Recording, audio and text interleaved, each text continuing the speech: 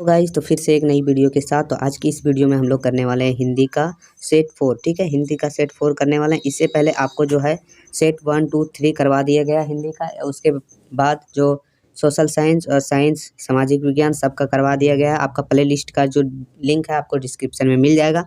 साथ ही साथ टेलीग्राम को ज्वाइन कर लीजिए ताकि उसको आपको वहाँ हर तरह का PDF मिल सके। ठीक है, और वीडियो अच्छा लगेगा तो चैनल को सब्सक्राइब कर दीजिएगा। ये क्लास 10th के लिए। ठीक है, तो चलिए आगे बढ़ते हैं। सब्जेक्टिव टाइप है। ठीक है, ऑब्जेक्टिव पहले ही करवा दिया गया है, सब्जेक्टिव है। तो खंड का में है मेरा अति लघु उत्तरीय। ठीक है, इसमें आपको एक गद्यांश दिया हुआ रहेगा। ठीक है, निम्नलिखित गद्यांश से 7 क्वेश्चन पूछे गए हैं, उनमें से किन्हीं 5 को उत्तर देना है। तो इनमें से आपको 7 क्वेश्चन पूछा जाएगा लेकिन 5 ही का उत्तर देना है। ठीक है, तो देखिए हम गद्यांश पढ़ लेते हैं पहले फटाफट। हमारा पर्यावरण हमारा रक्षा कवच है। हमें प्रकृति से विरासत में मिली है। यह हमेशा व पालन करता और जीवनधार है। वस्तुत पर्यावरण रक्षण भारतीय संस्कृति से जुड़ा हुआ है। पेड़ पौधे और जानवर हमारे मित्र है। ठीक है, इसलिए बड़े बड़े बाग बगीचा और पार्क को शहर का फेफड़ा कहा जाता है। ठीक है, ये हिंदी में आपका क्वेश्चन भी आ सकता है, शहर का फेफड़ा किसे कहा जाता है। ठीक है, हमारी संस्कृति में पेड़ लगाना पुण्य कार्य माना जाता है। पीपल, बरगद, आम, नीम, जामुन, आपल जैसे उपयोगी वृक्ष का रोपण को महान धार्मिक कृत्य माना जाता है। पेयजल स्रोतों के निकट मल मूत्र त्याग का प्राप्त कर्म माना जाता है। ठीक है, तो पर्यावरण प्रदूषण को रोकने के लिए सबसे अधिक आवश्यकता इस बात की है कि कल कारखानों से निकलने वाले प्रदूषित जल को कूड़ा कचरे से शुद्धिकरण व्यवस्था में की जाए। सरकारी स्तर पर इस दिशा में अनेक कदम उठाए जा सकते रहे हैं। इसके अतिरिक्त पर्यावरण प्रदूषण को रोकने में हम स्वयं भी सहयोग दे सकते हैं। यह काग 2 तरह से कर सकते हैं। पहले यह है कि हम गंदगी ना फैलाएं और दूसरे को यह गंदगी हो उसे साफ करने में सहयोग दे। ठीक है, अपने आसपास के नाली को साफ रखें, तहाँ जहाँ कूड़ा आदि ना फेंके, खुले में मलमूत्र विसर्जन ना करें। साथ ही अधिक से अधिक वृक्ष लगाएं। हम देखते हैं कि आधुनिक युग में चारों प्रकार के प्रदूषण, भूमि प्रदूषण, जल प्रदूषण, वायु प्रदूषण, ध्वनि प्रदूषण फैल रहे हैं। भविष्य में इसका दुष्प्रयोग कितना फैलेगा बताना मुश्किल है। तो आप लोग जो ये है पैसेज अच्छा से पढ़ लीजिएगा। ठीक है, हम जल्दीबाजी में पढ़ दिए। आप लोग जो एग्जाम में आएगा तब अच्छे से तरीके से पढ़ लीजिएगा। उसके बाद जो आपको 7 क्वेश्चन रहेगा उसमें से 5 का आंसर दे दीजिएगा।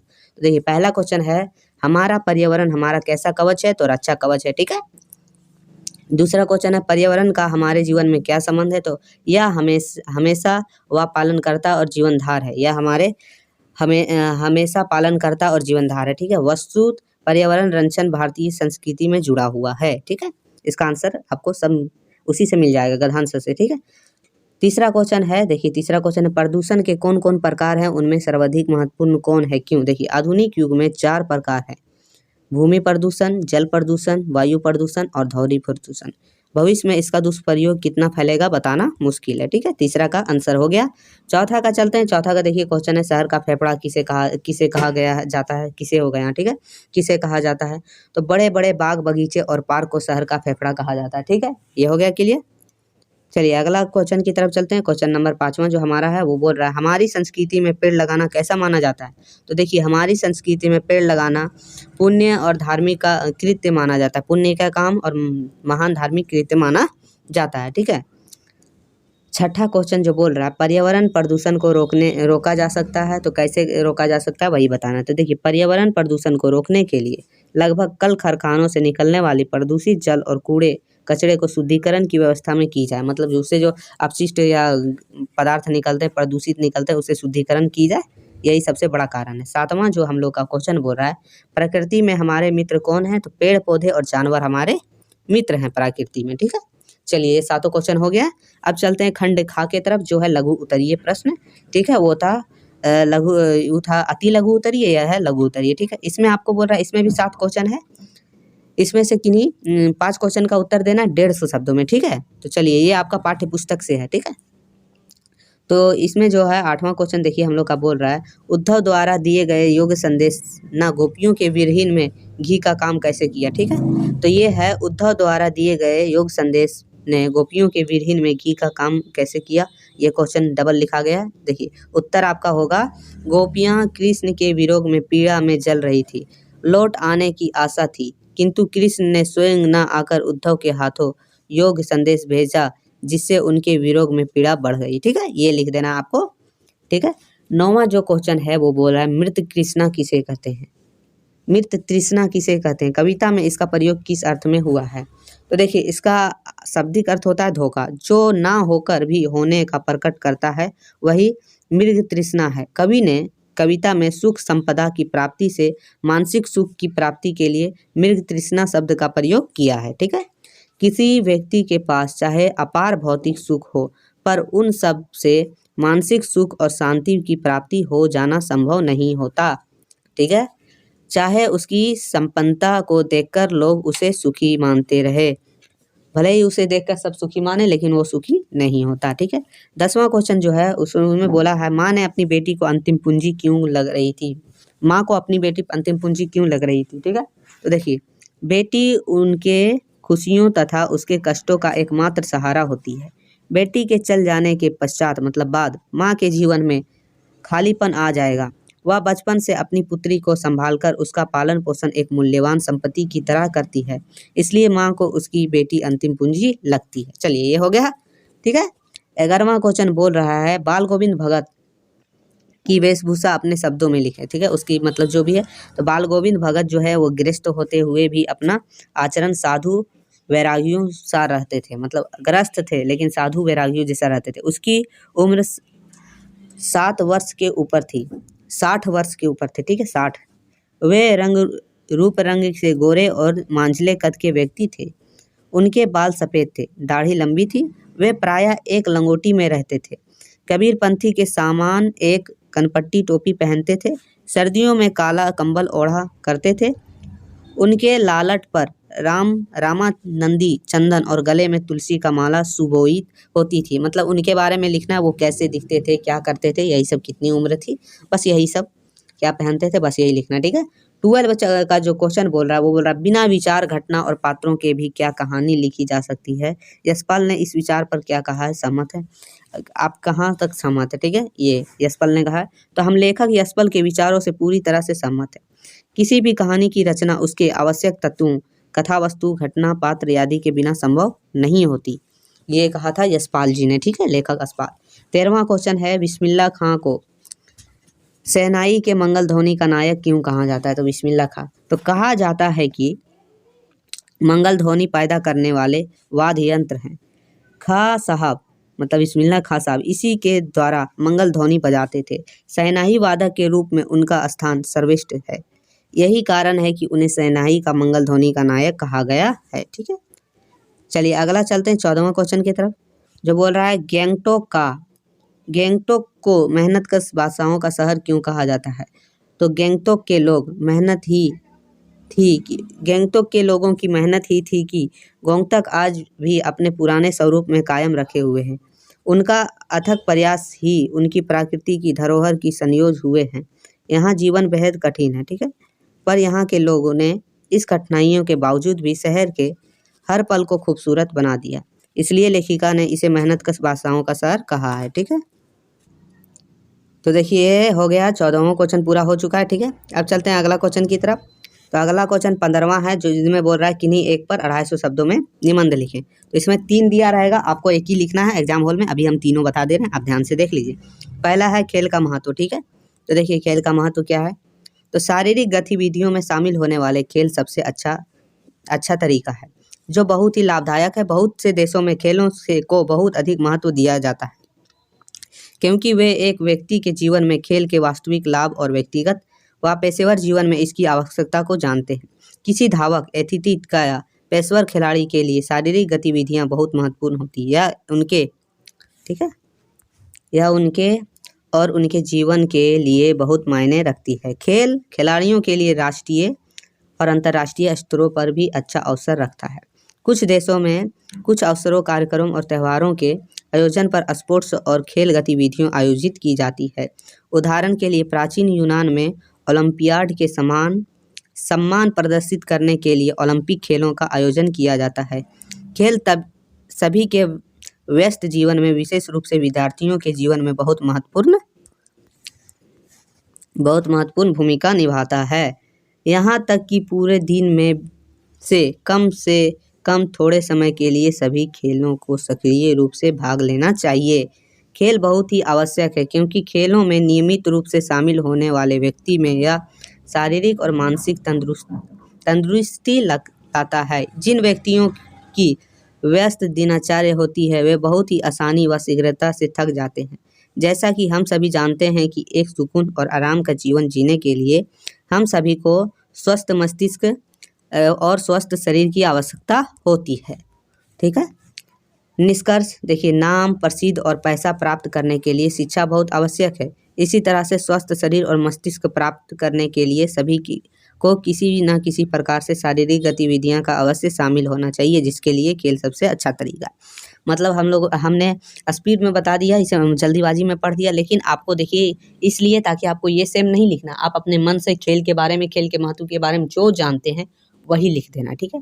आपको सेम टू सेम यही वाला रटने की ज़रूरत नहीं है। ठीक है। चलिए, दूसरा जो हम लोग है, दूसरा दिया है विज्ञान। विज्ञान के ऊपर लिखिए। तो विज्ञान, आज अगर हम पीछे मुड़कर देखें तो हम पाएंगे कि दुनिया में जितनी ज़्यादा तरक्की कर ली है, इस तरह से दुनिया की तरक्की के पीछे सबसे महत्वपूर्ण योगदान विज्ञान का है। आज मशीनरी और उनके गैजेट्स विज्ञान की ही देन है। देखा जाए तो विज्ञान ने आज मनुष्य के जीवन को पूरी तरह से बदल कर रख दिया है। मनुष्य के जीवन को पूरी तरह से बदल के रख दिया। ठीक। पहले एक स्थान से दूसरे स्थान तक जाने के लिए कोई भी यातायात का साधन नहीं था, लेकिन विज्ञान की सहायता से अब लंबी दूरी को सफ़र करना बहुत आसान हो गया है। हर घर में फ्रिज, टीवी, माइक्रोवेव जैसी चीज़ें ज़रूरी होती है और इन सब की कल्पना विज्ञान के बिना संभव नहीं है। इसके अलावा विज्ञान ने चिकित्सा के क्षेत्र में और कृषि के क्षेत्र में भी बहुत महत्वपूर्ण रोल निभाया है। इंटरनेट, मोबाइल, फेसबुक, 5G के मनुष्य के जीवन में पूरी तरह से बदल दिया है। 5G ने मतलब जो है मोबाइल, ये सब जो है सब मनुष्य के जीवन को बदल दिया है। ठीक है। चलिए, पहले ज़माने में मनोरंजन के साधन बहुत ज़्यादा नहीं थे, लेकिन विज्ञान के आज बहुत सारे ऐसे आविष्कार किए जिनसे मनुष्य अपना मनोरंजन कर सकता है, जैसे कि टेलीविज़न, ग्रामोफोन, रेडियो आदि। अब दुनिया भर की जानकारी और समाचार पत्र घर बैठे ही प्राप्त की जा सकती है और यह सब सिर्फ विज्ञान की वजह से संभव हो पाया है, हो सका है। ठीक है। चलिए, पर हर चीज़ के दो रूप होते हैं, जैसे किसी भी सिक्के के दो पहलू होते हैं। देखा जाए तो विज्ञान के आज बहुत सारे फायदे हैं, लेकिन इसके कुछ नुकसान भी हैं। मिसाल के तौर पर परमाणु ऊर्जा बिजली पैदा करने के लिए इस्तेमाल की जाती है, तो वही इससे बनाए जाने वाले परमाणु हथियार मनुष्य के लिए बहुत ज़्यादा विनाशकारी है। तो मतलब ये नुकसान भी है और फ़ायदेमंद भी है। जैसे आप लोग देख रहे हैं, इससे रेडिएशन होता है ना।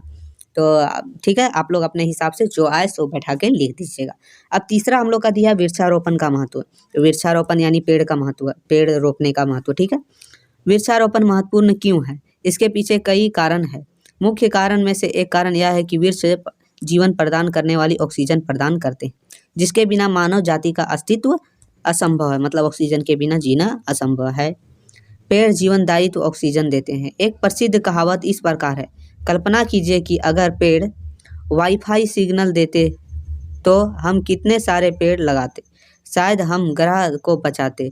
बहुत दुख की बात है कि वे केवल ऑक्सीजन का सर्जन करते हैं। जितना दुखद है कि हम प्रौद्योगिकी के जितने आदी हो गए हैं कि हम अपने पर्यावरण पर होने वाले हानिकारक प्रभावों की अनदेखी करते हैं।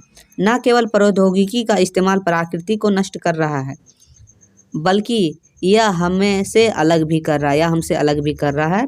ठीक है। अगर हम वास्तव में जीवित रहना चाहते हैं, तो अच्छे जीवन यापन करना चाहते हैं, तो अधिक से अधिक पेड़ लगाना चाहिए। ऑक्सीजन लेने और कार्बन डाइऑक्साइड को छोड़ने के अलावा पेड़ वातावरण से अन्य हानिकारक गैसों को अवशोषित करते हैं, जिससे वायु शुद्ध और ताज़ी बनती है। जितने हरे भरे पेड़ होंगे, उतना अधिक ऑक्सीजन का उत्पन्न होगा और अधिक विषैली गैसों का अवशोषित करेगा। प्रदूषण के स्तर इन दिनों बहुत अधिक बढ़ रहे हैं। इससे लड़ने का एकमात्र तरीका अधिक से अधिक पेड़ लगाना है। मतलब जो आजकल जो बढ़ रहा है, उससे जो है पेड़ लगाना ही अधिक है। उदाहरण के लिए, पेड़ों के घिरे क्षेत्र, गांव और जंगल शुद्ध पर्यावरण को बढ़ावा देता है। ऐसा इसलिए क्योंकि ये कम प्रदूषण से प्रभावित क्षेत्र हैं। दूसरी ओर शहरी, आवासीय और औद्योगिक क्षेत्रों में खराब प्रदूषण और कम पेड़ों की संख्या के कारण खराब गुणवत्ता की वायु है। ठीक है। चलिए अब निष्कर्ष में आपको कुछ लिख देना। निष्कर्ष में लिख देना वृक्षारोपण का महत्व इतना स्पष्ट है, तब भी कुछ ही मुट्ठी भर लोग ही जो वास्तव में इस गतिविधि में शामिल होने का प्रण लेते हैं। बाकी अपने जीवन में इतने लतीन हो चुके हैं कि वे यह नहीं समझते कि बिना पर्याप्त पेड़ों के हम लंबे समय तक जीवित नहीं रह पाएंगे। यही सही समय है जब हमें वृक्षारोपण का महत्व को पहचानना चाहिए और इसकी ओर अपना योगदान देना चाहिए। ठीक है, तो ये है वृक्षारोपण का महत्व, यानी वृक्षारोपण यानी पेड़ को लगाना कितना महत्वपूर्ण है, ये सब आप लोगों को सिंपली से लिख देना है अगर आए तो। अब चलते हैं 16वां क्वेश्चन की तरफ। 16वां क्वेश्चन बोल रहा है बढ़ते अपराध को रोकथाम के लिए थाना प्रभारी को एक पत्र लिखना है। मतलब अपने इलाके में जो है वो अपराध बढ़ रहा है, उसके लिए थाना प्रभारी को एक पत्र लिखना है। तो चलिए लिखते हैं एक पत्र। तो देखिए बोला सेवा में थाना अध्यक्ष गाँव झारखंड। आप अपने गाँव का लिखिएगा, यहाँ आपको डेट डाल देना, उस दिन जो भी डेट रहेगा वो डाल देना। डेट डालना जरूरी है, भूलिएगा नहीं, ठीक है। तो डेट डाल देना। विषय में आपको लिख देना अपराधों की रोकथाम के लिए थाना अध्यक्ष को पत्र। महाशय, उसके बाद लिख दीजिएगा महाशय, मैं आपको सूचित करना चाहता हूं कि पिछले कुछ महीनों से हमारे क्षेत्र में, यानी अपना क्षेत्र का नाम दे दीजिएगा ब्रैकेट में अपराधों की संख्या बहुत बढ़ गई है। राहगीरों को दिन दहाड़े लूटा जाता है, यहाँ तक कि लूटपाट के दौरान गोली भी मार दी जाती है। बलात्कार जैसी अनैध अपराध दिनों दिन यहाँ बढ़ता जा रहा है।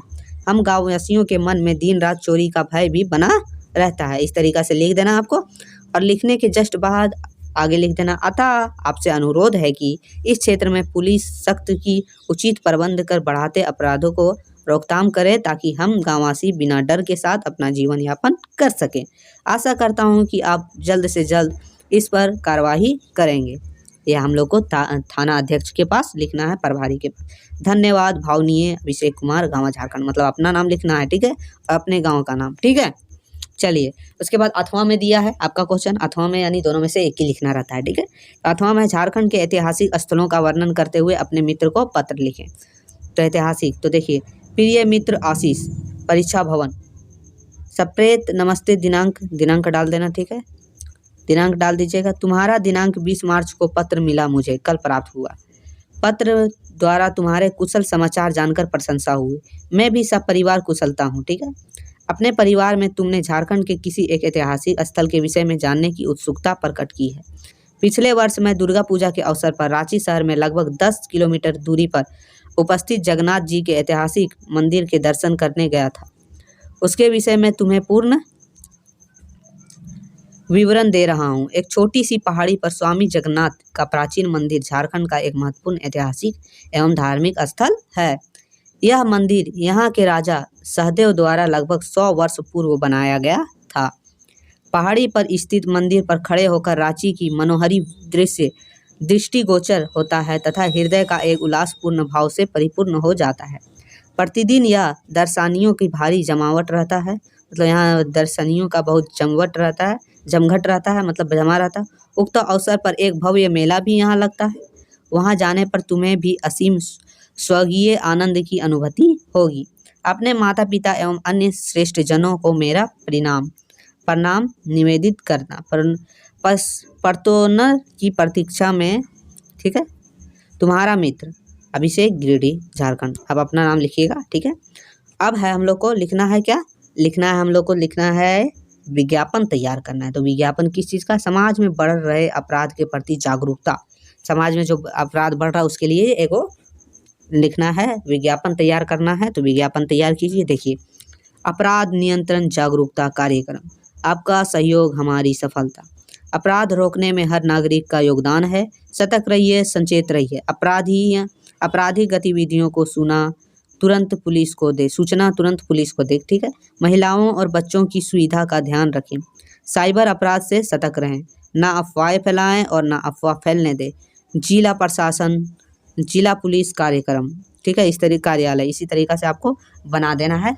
और अथवा में जो रहेगा, यानी दोनों में से एक लिखने का जो रहता है, अथवा में लिखा है पर्यावरण के प्रति जन जागरूकता हेतु 50 शब्दों में एक विज्ञापन तैयार किए। पर्यावरण के प्रति जागरूकता, ठीक है, जन जागरूकता मतलब हर व्यक्तियों में जागरूकता के लिए। तो देखिए हम लोगों ने लिखा है, देखिए एक तो छोटा सा है, देखिए पर्यावरण बचाओ, धरती को स्वर्ग सा सुंदर बनाओ।